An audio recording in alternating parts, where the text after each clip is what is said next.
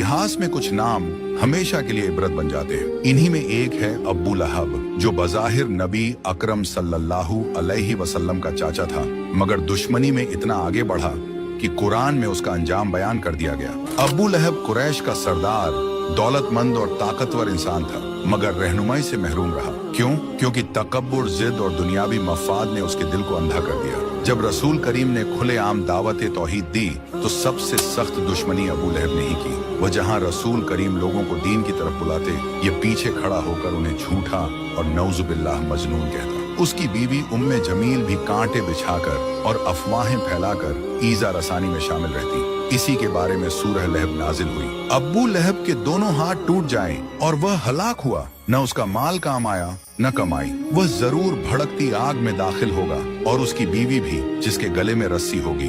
दुनिया में भी उसका अंजाम जिल्लतनाक हुआ। बद्र की शिकस्त के बाद वह बीमारी में मुबतला हुआ। लोग उससे नफरत करने लगे, यहाँ तक कि मरने के बाद भी कोई हाथ लगाने को तैयार न हुआ। उसे लाठियों से गड्ढे में डालकर ऊपर से पत्थर फेंक दिए गए।